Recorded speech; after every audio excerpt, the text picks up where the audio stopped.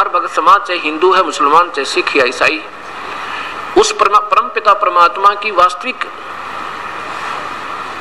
उस विधि से ना संपर्क होने तक पूजा करने वालों की कमी नहीं, और फिर उनमें विकारों का ढेर हो गया। ये क्यों हुआ?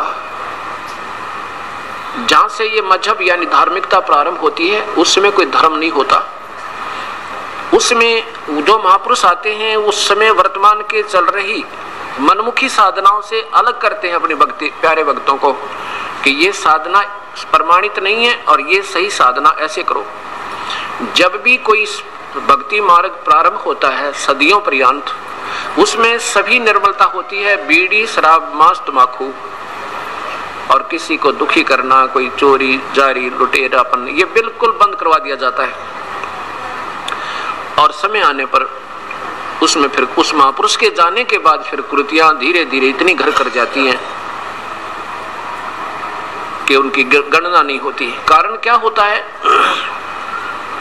उसका मुख्य कारण ये है कि अब वर्तमान में हिंदू गुरुओं के पास, जो वर्तमान के गुरु हैं, मार्गदर्शक हैं, उनको अपने मूल शास्त्रों का ज्ञान नहीं, उसमें क्या अनमोल खजाना दबा रखा है, उस अमृत के कलश से वो परिचित नहीं। उस अमृत के सरोवर ने छोड़कर हम तालाबों का, जोहड़ों का पानी पी रहे हैं। ऐसे ही हिंदू, वर्तमान के जितने हिंदू संत हैं, उनको अपनी पवित्र गीता जी और पवित्र चारों वेदों का कतई ज्ञान नहीं कि इनमें संकेत क्या है। वैसे तो चारों वेदों को और पवित्र गीता जी को हम किसी का शास्त्र नहीं कह सकते, किसी धर्म विशेष का। ये तो पवित्र शास्त्र उस समय लिखा गया था जब ना कोई हिंदू था, ना मुसलमान, ना सिख, ना ईसाई। ये केवल एक मानव मात्र के लिए। और हमारे पूर्वज पहले एक थे, दो नहीं थे, ये चार नहीं थे। हमने वहां बुद्धि जाएगी ना तब बात बनेगी। अब तो हम अलग अलग होकर बैठ गए। हमने उस परम पिता के उन हमारे पुराने जो पूर्वज हैं, जहां से कोई मजहब प्रारंभ होता, उनकी उन क्रियाओं पर फिर आना होगा। वो कैसे थे, वो क्या किया करते थे, वो क्या मार्गदर्शन करते थे। ऐसे ही ईसाई धर्म ने के अंदर अब वर्तमान गुरुओं ने उस पवित्र शास्त्र बाइबल में क्या वर्णन है, क्या रहस्य छुपा है, वो वर्तमान के इन महापुरुषों को कतई ज्ञान नहीं। ऐसे ही मुसलमान धर्म में जो अनमोल रतन कुरान शरीफ के अंदर जो वास्तविकता छपी हुई है, वो वर्तमान के इन काजी और मुल्लाओं और इन पीरों को कतई ज्ञान नहीं। ऐसे ही गुरु ग्रंथ साहिब के अंदर उस पवित्र सरोवर में, अमृत सरोवर में क्या रहस्य, कहाँ रतन छुपे हैं, अब वर्तमान के जो इन गुरुद्वारा में बैठे भाइयों को और इन पाठियों को बिल्कुल ज्ञान नहीं कि इसके अंदर क्या खजाना छुपा हुआ है। कौन सी विधि है उन महापुरुषों ने जिन्होंने परमात्मा को जिस विधि से पाया, उनका आंखों देखा हाल लिखा उसके अंदर कि ये विधि है, ये नाम है उस परमेश्वर के पाने का और ये मर्यादा है उस परमेश्वर के पाने की। और यही कारण हो रहा है कि हम श्रद्धा तो सभी में है प्रभु की तरफ, कोई मंदिर में जाकर, कोई मस्जिद में जाकर, कोई चर्च या गुरुद्वारों में जाकर के अपने आत्म कल्याण का मार्ग ढूंढ रही है। हमने ये सोचना होगा कि जिन महापुरुषों के कारण ये मंदिर, गुरुद्वारे और चर्च बने, ये मस्जिद बनी, ऐसे ही संत चाहिए हमने। अब ये तो उनकी यादगार है, उन महापुरुषों के पद चिन्हों की, जहां पर ये मंदिर, मस्जिद और गुरुद्वारे बन गए। ये तो केवल यादगार बनाई गई कि ऐसे महापुरुष हुए थे, यहाँ पर ऐसा किया था, वो महात्मा यहाँ आए थे, उन्होंने ऐसा उद्धार किया दुनिया का, उसके एक यादगार बना दी कि आने वाले समय में कोई ये झुठला ना दे कि सत्य कथा नहीं है। और अब हम केवल उनके ऊपर आधारित हो गए, मंदिर और मस्जिदों में, गुरुद्वारों तक। हमने ये नहीं देखा कि उस पवित्र शास्त्र जो महापुरुषों ने हमें क्या एक अनमोल भेंट दी है, उसमें क्या लिखा है, उससे दूर हो गए। और जब हम उसको फिर देखेंगे, जब बात बनेगी। अब कौन देखेगा? आप तो देख नहीं सकते, आप तो मरीज हो। डॉक्टर का काम होता है उसको सही ट्रीटमेंट दे जो आपके द्वार पर आ गया। और अभी तक हम नीम हकीमों के पास जाते रहे, जिन्होंने अपने उस दवाइयों की उस पुस्तक में कैसे मेडिसिन बनानी है, कौन सी किस बीमारी की है वो भी ना देखी, और अपनी मनमुखी वो पुड़िया देनी शुरू कर दी, जिससे भक्त समाज आज दूना रोगी हो गया। रोगी कैसे हो गया? जैसे जब हिंदू धर्म क्यों बना? हिंदू धर्म यूं बना कि आर्य लोगों में महाभारत के बाद त्रुटि आ गई, क्योंकि ना जाने कितने दुनिया मर गई थी। 18 करोड़ तो कौरव और पांडव की सेना मर गई, और 56 करोड़ यादव मर गए आपस में लड़के। अब हिसाब लाओ, अरबों की आबादी विनाश हुई, और फिर उनसे संबंधित जो रिश्तेदार थे वो विचलित हुए। प्राकृतिक आपदाएं आई, जिसके कारण नास्तिकता की तरफ आर्य लोग चल पड़े।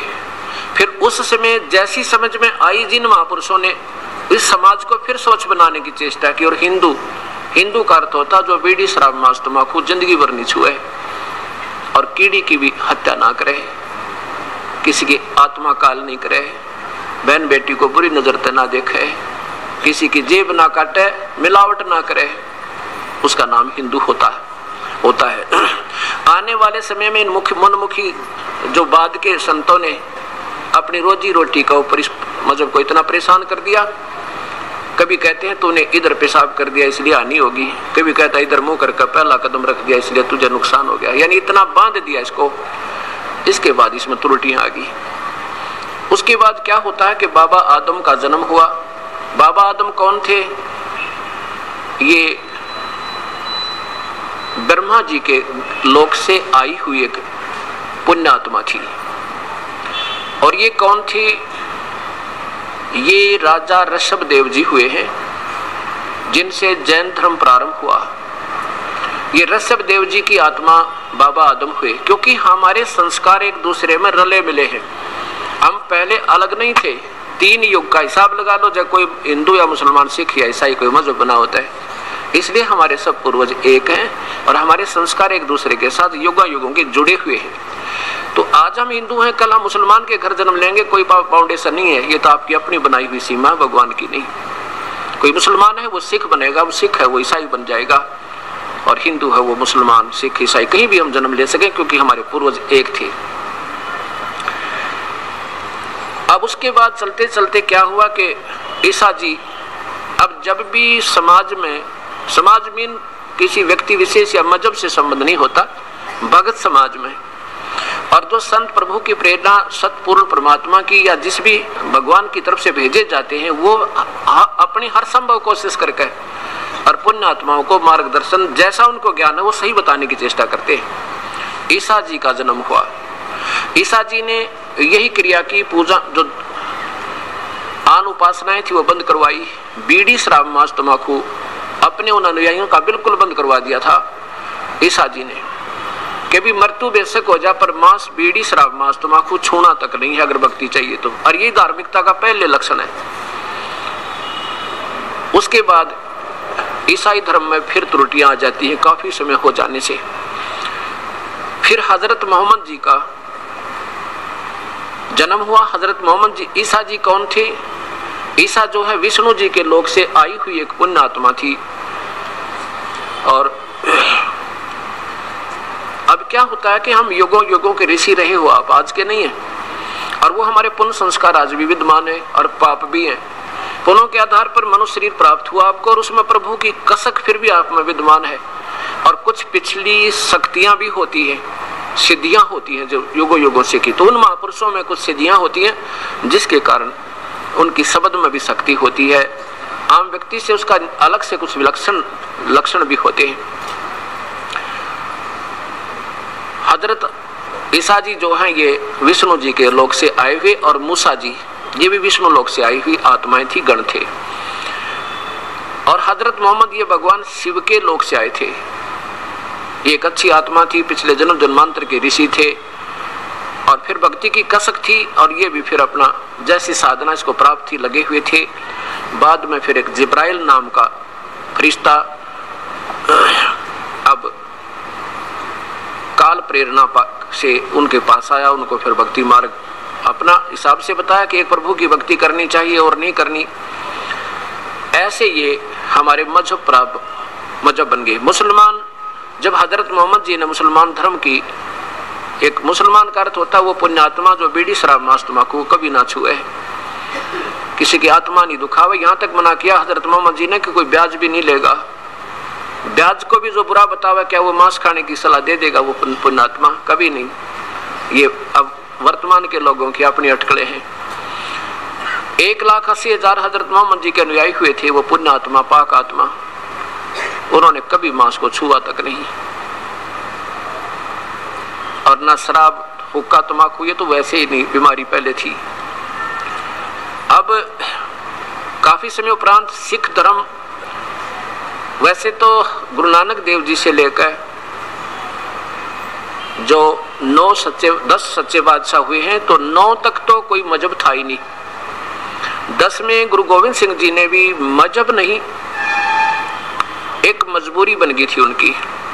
क्या हो गया था कि मुसलमान लोग हिंदुओं को जबरदस्ती मुसलमान बना रहे थे, और मुसलमान हिंदुओं को मुसलमान क्यों बना रहे थे, उन्हें क्या शौक था, उन्होंने अपनी पूजा को जो वो कर रहे हैं, क्या कर रहे हैं कि हजरत मोहम्मद जी को जब्राइल देवता एक फरिश्ता आया और उसने कहा कि ये और बुत मूर्ति पूजा बंद करो, अन्य देवताओं की पूजा मत करो, एक प्रभु की आराधना करो। इस करके उन्होंने ये लिखा, अब दिखाऊंगा आपको कुरान शरीफ में लिखा कि जो एक परमात्मा ने छोड़कर आन उपासना करते हैं देवताओं की, फरिश्तों की, दूसरों की, वो तो काफिर कहा है, वो तो मूर्ख आत्मा। जैसे गीता जी में आपने 7वें अध्याय के 12 से लेकर 15 श्लोक पढ़ा था कि ब्रह्मा विष्णु महेश और नीचे के जितने भी देवता हैं इनकी पूजा मूर्ख लोग करते हैं। और यही कुरान शरीफ में, और यही पवित्र बाइबल में, और यही चारों पवित्र वेदों में, और यही गुरु ग्रंथ साहिब के अंदर केवल एक प्रभु की आराधना करने से जीव का छुटकारा होगा। तो मुसलमान अपनी साधना को सर्वश्रेष्ठ मान करके हम एक पूजा करते हैं, हिंदू हजारों कर रहे हैं, ये आन देवताओं की पूजा करते हैं, ये भोली आत्मा है, इनका कल्याण नहीं हो सकता। इसलिए उन्होंने सोचा कि जबरदस्ती भी अगर हम इनको सतमार्ग दे देंगे तो इनका कल्याण होगा। जैसे बच्चे को माता पिता ना दूध पीवा जबरदस्ती पिला देता है, ले बेटा पी ले, ले बेटा पी ले, और इंजेक्शन नहीं लगवावे तो भी पकड़ कर लगवा देते हैं कि इसका कल्याण हो जाए, बुराई इसकी बीमारी कट जाए। ये सोचकर मुसलमान लोग अपनी साधना को सर्वप्रिय मानकर और हिंदुओं को जबरदस्ती मुसलमान बनाकर फिर उनको प्यार से बैठा कर भाई ऐसे नमाज पढ़ो, ऐसा सुबह ऐसे करो, ऐसा करो, ऐसे समझाते थे। लेकिन गुरु गोविंद सिंह जी ने कहा भी देखो ये है भक्ति का मार्ग, इसमें आप अपनी साधना बताओ, अपना प्रचार करो, हम अपना कर रहे हैं, जिसको जो अच्छा लगेगा सिलेक्ट कर लेगा, इसमें बाई फोर्स नहीं करना, ये तुम्हारी गलती है। तो इस बात को मुसलमान नहीं माने, तो इसके कुछ संघर्ष हो गया, जिसके कारण उन्होंने एक अलग से धार्मिक लोगों का अपनी मजहब रक्षार्थ प्रोटेक्शन के लिए कुछ एक संगठन बनाया था, और बाद में फिर उसका सिख नाम पड़ गया। सिख का अर्थ होता है सिख, सिख माने शागिर्द, शिष्य, यानी जो प्रभु से डरने वाला हो, बीड़ी शराब मांस तंबाकू को छुआ नहीं। अब ये बुराई क्यों घर कर गई हमारे यहाँ इतने हर समाज में। हिंदू आज देख लो, हिंदू मुसलमान को बुरा इसलिए बताते थे कि वो मांस खाते थे। हिंदुओं को ने मुसलमानों को नफरत हेट इस ढंग से गुरुओं ने करा रखी थी, हिंदू गुरुओं ने, कि ये मांस खाते हैं और मांस खाने वाला महापापी प्राणी होता है। इसलिए हिंदू मुसलमानों से द्वेष करते थे। इस करके भी अच्छी बात नहीं इनकी, ये बकरा छोड़े ना गान छोड़े नहीं, कुछ भी मिल जाए उससे न खा जा, कोई बात तो ये। और बात भी ठीक है, भक्ति मार्ग में ये बिल्कुल मार्ग ये नहीं चलेगा। भक्ति करनी है तो बिल्कुल आत्मा भी नम्र होकर, जो चींटी भी मर जाता दुख हो, हे परमात्मा कैसे मर गया। तो ऐसे तो ये हमारे अंदर बुराइयां क्यों घर कर गई। अब हिंदू देख लो, मेरे ख्याल में कोई घर खाली होगा जिसमें शायद व्यक्ति खाली नहीं जो मांस ना खाता हो। मांस मीन से अंडा भी खाना पड़े, हुक्का तो सारे पीवे, तकरीबन बीड़ी पीवे, और शराब की टालना और मांस की कती टालनी, और बल्कि स्पीड बढ़ रही है। अच्छा, फिर ईसाई धर्म में ईसा जी की कहीं इंस्ट्रक्शन नहीं है उस परमात्मा की, पूर्ण परमात्मा की, कि मांस खाओ और हुक्का शराब ये तो वैसे ही व्यर्थ का काम है। और आदिशाही धर्म में देख लो, सारी बिजली पड़ गई, शराब की उनका टालना, मांस की उनका टालना, और भक्ति वो है ही नहीं जो करनी चाहिए।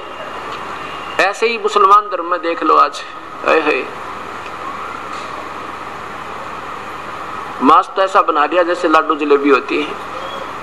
और अब सिख धर्म में देख लो, उन 10 महापुरुषों का कोई प्रमाण दिखा दो जिन्होंने कभी बीड़ी शराब मांस तंबाकू को छुआ होता है।